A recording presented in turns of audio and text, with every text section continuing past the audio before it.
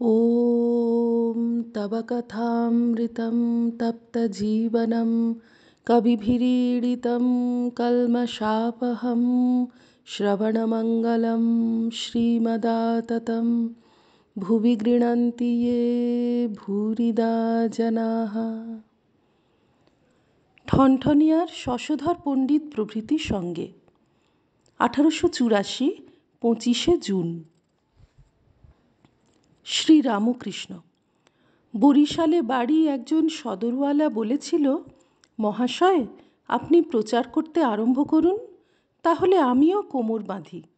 আমি বললাম, ওগো একটা গল্প শোনো। ওদেশে হালদার পুকুর বলে একটি পুকুর আছে। যত লোক তার পাড়ে বাহ্যে করত।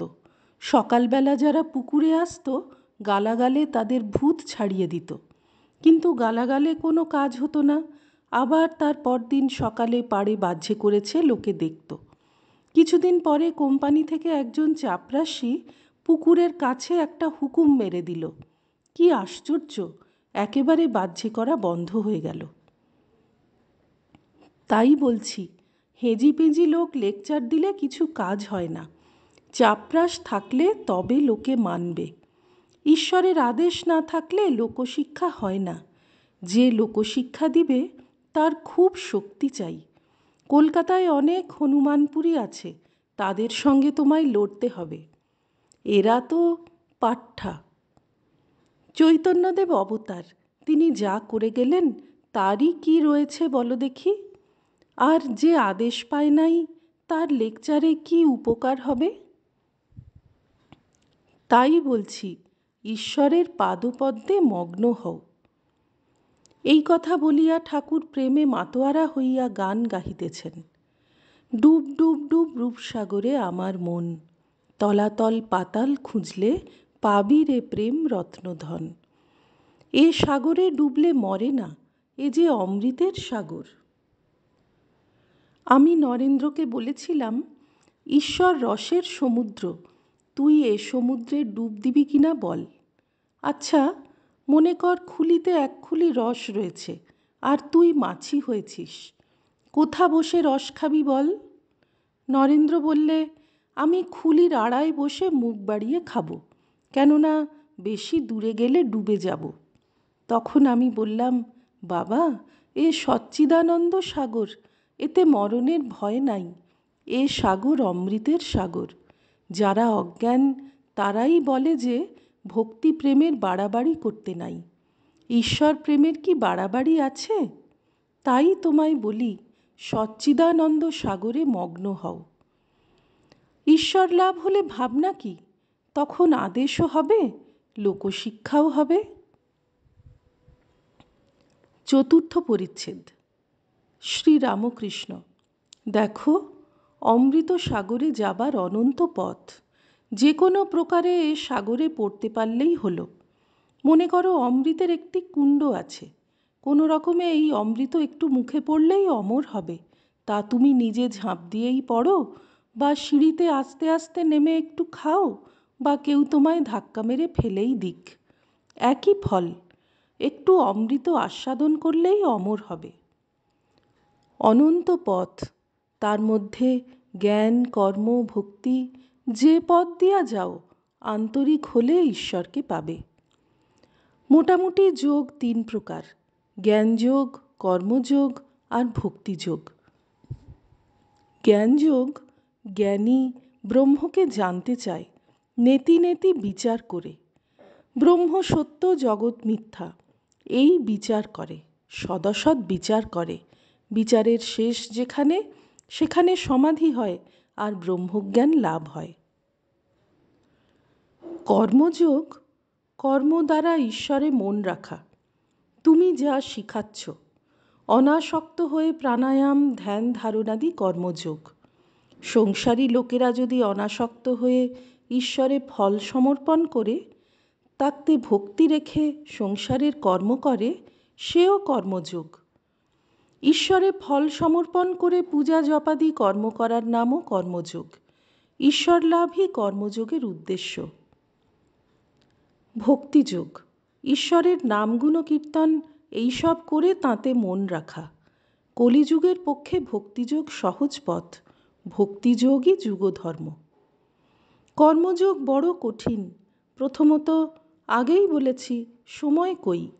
শাস্ত্রে যেসব কর্ম করতে বলেছে তার সময় কই? কলিতে আয়ু কম, তারপর অনাসক্ত হয়ে ফল কামনা না করে কর্ম করা ভারী কঠিন। ঈশ্বর লাভ না করলে ঠিক অনাসক্ত হওয়া যায় না। তুমি হয়তো জানো না, কিন্তু কোথা থেকে আসক্তি এসে পড়ে। জ্ঞানযোগও এ যুগে ভারী কঠিন। জীবের একে অন্নগত প্রাণ, তাতে আয়ু কম, আবার দেহবুদ্ধি কোনো মতে যায় না। এদিকে দেহবুদ্ধি না গেলে একেবারে জ্ঞানই হবে না।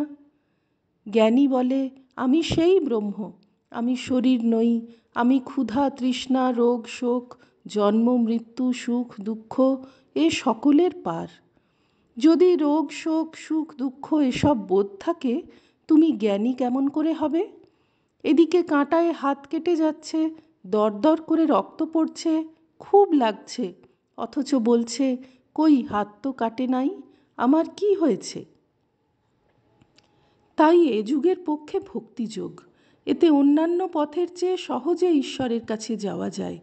জ্ঞানযোগ বা কর্মযোগ আর অন্যান্য পথ দিয়েও ঈশ্বরের কাছে যাওয়া যেতে পারে, কিন্তু এসব ভারী কঠিন। ভক্তিযোগ যুগধর্ম, তার এ মানে নয় যে ভক্ত এক জায়গায় যাবে, জ্ঞানী বা কর্মী আর এক জায়গায় যাবে। এর মানে যিনি ব্রহ্মজ্ঞান চান তিনি যদি ভক্তিপথ ধরেও যান তাহলেও সেই জ্ঞান লাভ করবেন। ভক্তবৎসল মনে করলেই ব্রহ্মজ্ঞান দিতে পারেন। ভক্ত ঈশ্বরের সাকার রূপ দেখতে চায় ও তাঁর সঙ্গে আলাপ করতে চায়, প্রায় ব্রহ্মজ্ঞান চায় না। তবে ঈশ্বর ইচ্ছাময়, তাঁর যদি খুশি হয় তিনি ভক্তকে সকল ঐশ্বর্যের অধিকারী করেন। ভক্তিও দেন, জ্ঞানও দেন। কলকাতায় যদি কেউ একবার এসে পড়তে পারে তাহলে গড়ের মাঠ, সোসাইটি সবই দেখতে পায়। কথাটা এই, এখন কলকাতায় কেমন করে আসি? জগতের মাকে পেলে ভক্তিও পাবে, জ্ঞানও পাবে, জ্ঞানও পাবে, ভক্তিও পাবে। ভাব সমাধিতে রূপ দর্শন, নির্বিকল্প সমাধিতে অখণ্ড সচ্চিদানন্দ দর্শন হয়। তখন অহং নাম রূপ থাকে না। ভক্ত বলে, মা, সকাম কর্মে আমার বড় ভয় হয়, সে কর্মে কামনা আছে, সে কর্ম করলেই ফল পেতে হবে। আবার অনাসক্ত হয়ে কর্ম করা কঠিন। সকাম কর্ম করতে গেলে তোমায় ভুলে যাব, তবে এমন কর্মে কাজ নাই, যতদিন না তোমায় লাভ করতে পারি ততদিন পর্যন্ত যেন কর্ম কমে যায়।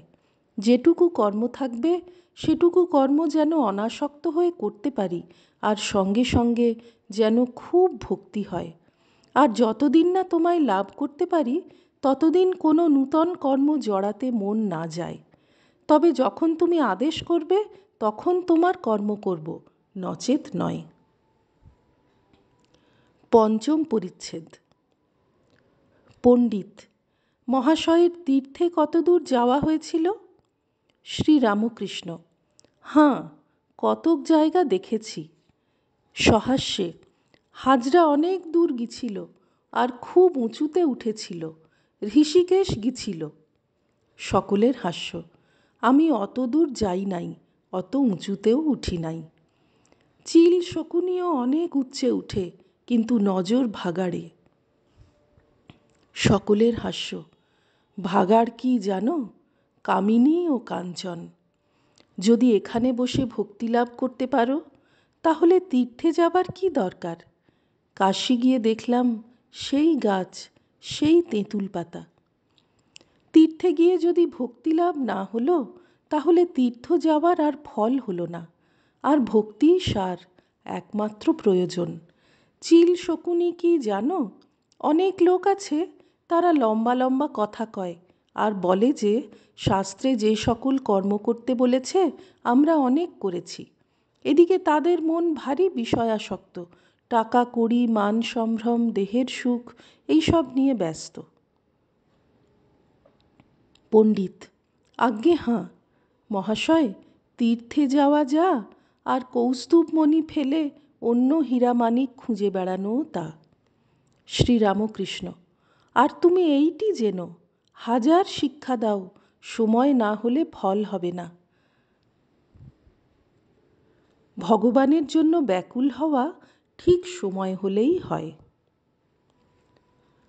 ওম নিরঞ্জনম নিত্যমনন্তরূপং ভক্তানুকম্পাধৃতবিগ্রহং বৈ ঈশাবতারং পরমেশমিড্যম তং রামকৃষ্ণং শিরসা নমামঃ।